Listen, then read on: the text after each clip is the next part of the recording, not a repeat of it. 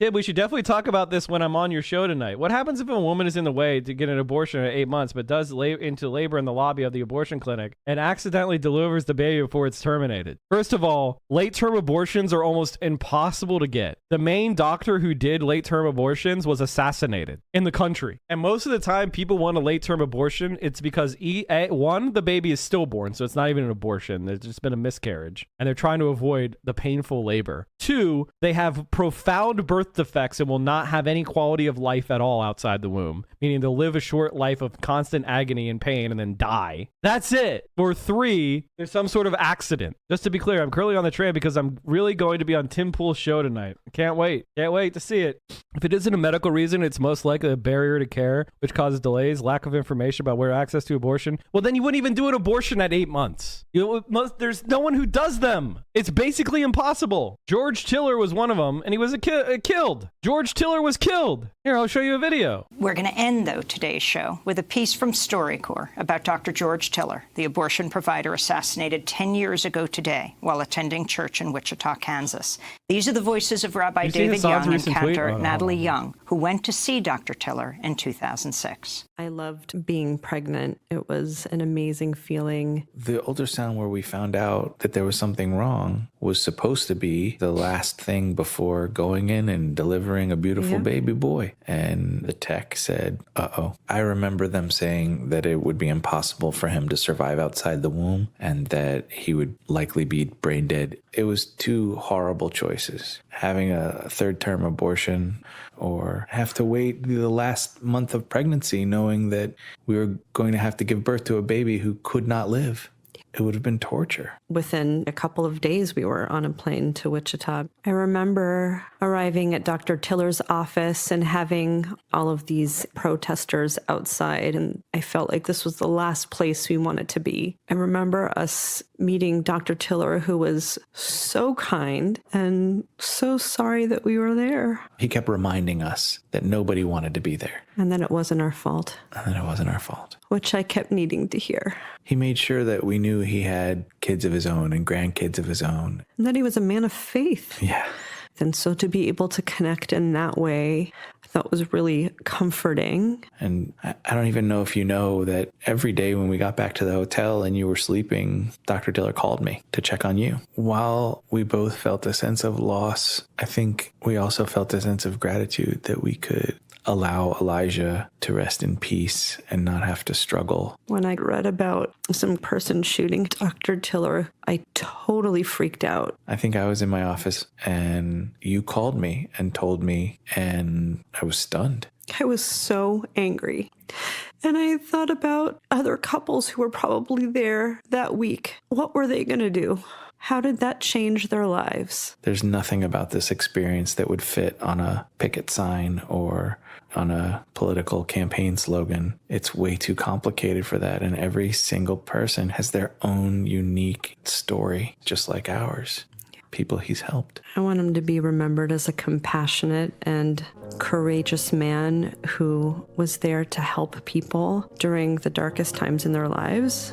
He was so deeply needed by so many people. That was Rabbi David Young and his wife, Cantor Natalie Young, speaking to StoryCorps, remembering Dr. George Tiller, an abortion provider in Wichita, Kansas, who was assassinated 10 years ago today. Church. Piece produced by Aisha Turner. That does it for our show. Today, our condolences to our dear... So this is the type of shit that people are talking about. When they talk about late-term abortions or whatever, that's what they're talking about. They're talking about a fetus that's so profoundly disabled that it can't survive outside the womb. And a couple knowing that, a family knowing that, and what they're gonna keep it for 2 more months, knowing it's going to be a painful stillbirth or a life of profound sorrow. That's madness. That's insanity. And he was murdered. He was shot to death in church. By the way, that wasn't his first assassination attempt. He had dodged one where he had been wounded a few years earlier. Here's the link if you guys want to know about this. See, I actually know what I'm talking about. Unlike most of these disgusting right-wingers, we actually know what we're talking about. We know the facts. We know the information. Fucking gross, man. And why? Why was he assassinated? Guess, chat. Guess. It was Fox News. It was Fox fucking News. Now for the top story at night, reaction from a pro-choice advocate. Joining us from New York City, Amy Richards, co-founder of the Third Wave Foundation, a feminist group. Ms. Richards, though, how do you process this? If a woman is depressed and about to give birth, late term, the baby can be killed. Do you support that? Well, what we have in Kansas are two things. We have a doctor, George Tiller, who has been known to save women's lives. We also have an attorney general who is on a fishing expedition. He is trying to obtain medical records, which is putting Dr. Tiller and other medical professionals in a very compromised position. Okay, because they are in the with all due respect, you didn't answer my question. I'll try it again. Are you okay? Are you okay with Dr. Tiller or any other doctor in America? I don't believe he's killing babies, and if that's what you're going to ask. You don't believe he's killing babies, so we have evidence. He's in the business to protect women's lives. Ms. Richards, I don't care what you think. We have incontrovertible evidence, all right, that this man is executing babies about to be born in late term because the woman is depressed. We have that evidence. Now, if you don't believe it, I don't care. But let's just for the sake of argument say that is true. Abortions in this country are allowed to take into consideration, given their medical expertise and their medical training, are there exceptions that are necessary to preserve the life or health of the mother? Okay, that doesn't have anything to do with depression. Mental health as well as physical health. What I'm taking from this is you are okay with Dr. Tiller, a man you admire, executing babies about to be born because the mother says she's depressed. You're okay with that. This is not, by the way, this is a lie. He only aborted fetuses when late-term fetuses where at least 2 other doctors had certified that the woman would face substantial impairment, an irreversible impairment of a major bodily function. Okay? They're just making shit up. Tiller's decision as a trained medical professional to make the decision that is going to be best for me or any other woman who would be in the situation that would be seeking out his services. Okay, it's hard to believe that you are okay with it, but that is your life. You're an American. You're entitled to your opinion. Now, we also have evidence that 10 to 15-year-old girls, as you heard me say, were raped and had to have abortions because they were raped. Yet, the abortion clinic will not turn over the name of the rapist. Are you okay with that, madam? The abortion clinic might not have the name of the rapist. Okay, it's not a matter of might not. We know they do. We know they know the name of the rapist. And are you okay with that, madam? Are you okay with it? 10 to 15-year-old girls go to their medical provider because they trust them. They trust them to protect their privacy. And whether you're 10 or 15 or whether you're 25, you go into a doctor's office because you are desperate, because you need help. Yeah, and they are desperate. If you're raped at age 10, if you're raped at age 10, you are desperate.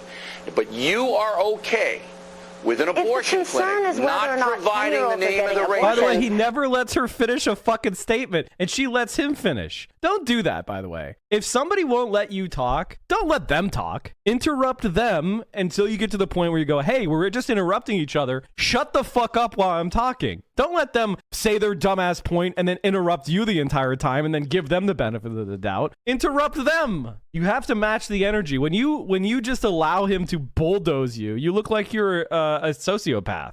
Wait a minute, Miss Richards. This is reality, okay? Listen to me. You are okay with a 10-year-old getting an abortion.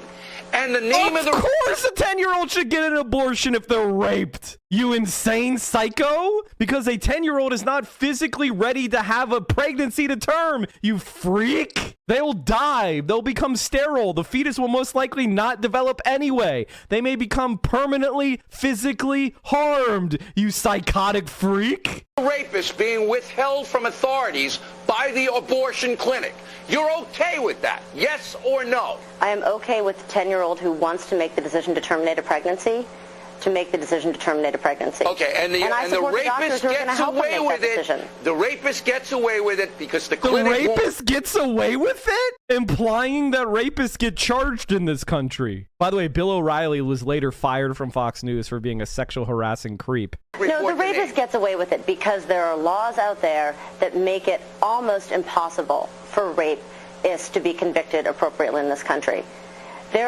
Every day there are 10-year-olds because in every state there are very specific... It's a he said, she said situation most of the time. How are you having trouble with this? A woman says, hey, he raped me. He says, no, she didn't. She consented. It comes down to who you believe at that point. And a lot of time women aren't believed because they're able to get evidence about, oh, she's a slut. She had sex with all these other men. Why wouldn't she have sex with me? I want to play this game that any man who rapes a child, teenager, or an adult forcing an unwanted pregnancy on you should be I mean, that's not even the point, Melanie. That's not the point. The point is a 10-year-old shouldn't be pregnant, ever. Procedures that somebody must file. The 10-year-old's probably not able to pursue her case anyway because did she go to the hospital within 24 hours or 48 hours to take a rape kit?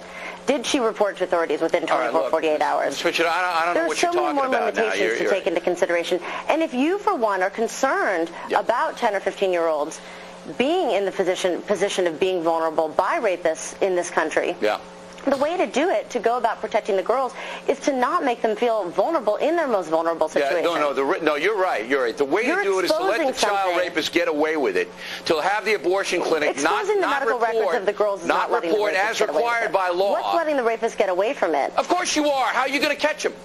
Of course you are. Okay. First of all, you don't get to make that decision. If somebody wants to keep their medical records private, they get to keep their medical records private, whether or not you like it or not. That's their right. And many times people who are raped don't want to prosecute for a variety of reasons. That's totally up to them, you fucking freak. Doesn't mean... And by the way, even if the 10-year-old actually consented to the sex, a 10-year-old can't consent to sex. So if a 10-year-old is pregnant, a 10-year-old has been raped by automatic operation of law. That's how statutory rape works, Bill. It's not hard to imagine scenarios. Whenever you're dealing with these type of conversations that are very much fraught and difficult, you can imagine scenarios. You can hypotheticalize all sorts of shit to make hard edge cases to try to examine these edge cases. But those are not reality. That's your made up fucking scenario. The reality of what late-term abortions are, the reality of what it means to exercise bodily autonomy are totally different. It's such a dumb logic. Why would birthing the child make it so we can arrest when you can by the way, chat, you can test the fetal remains. Your problem in the US is many extremists. The one side is no abortion, the other side is abortion until birth. Reasonable solution would be in a lot of other countries, abortion legal first 3 months and only for medical reasons, which very rarely exist. No, that's fucking dumb.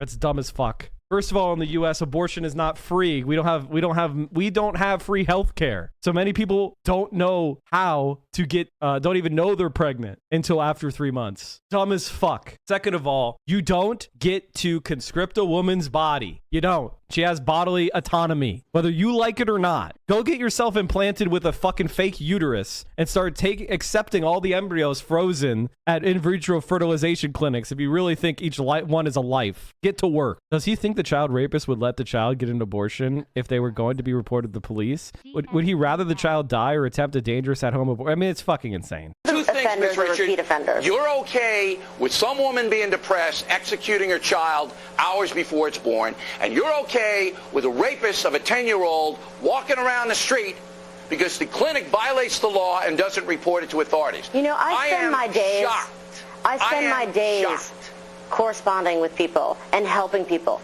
women get funding. And it's not always 10-year-olds in desperate situations. Sometimes it's 30-year-olds who are in very lucrative financial situations that just don't feel that they can be parents right now. You might want to get into the real world and drop the theory when we're talking about dead babies and raped 10-year-olds.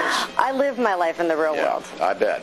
All right, Ms. Richards, we appreciate you taking the fire. You knew it wasn't going to be easy, but I also knew that you weren't going to give an inch. I knew that people like you will not Blaze, give an thank you for the inch tier and one. will allow babies to be killed for any reason at all and will allow rapists of 10-year-olds to get away with it. And that's what Wow! Good faith debate, by the way, chat. Good faith debate, by the way. The person who wants 10-year-old rapists to get away with it is the Republican Party, because I have personally witnessed them block statute of limitation expansions for child sex abuse victims. Oh, you were raped at 12 and then you didn't have the mental fortitude to publicly come forward with it until you were 25? Well, guess what? Statute of limitations, you can't hold your rapist accountable. Republican Party right there. That's what they believe. Fucking disgusting. I knew, Debate. and you just By the way, reinforced chat, we have a new emote. I didn't even mention it. This weekend, I was watching Keffel's stream, and she had some sort of, she was watching some sort of disgusting debate panel show. I don't remember what it's called. It's not important. Don't follow, don't watch. It's called DSA Debate, because one of the panelists really looks like it. DSA Debate. So whenever you see one of those debate perverts screaming they want to debate age of consent, or they want to debate necrophilia, or they want to debate incest, or they want to debate the N-word, whether white people can say it or not, just slam them with a good old DSA debate. Eat shit. Eat shit, you debate perv. Who wants to debate that? Oh, you don't know about Twitch politics, do you? That's what these freaks are about. God, Glenn Green. Ugh. Who doesn't hate conservatives? They're just wrong about literally everything. Fucking vile. Just vile.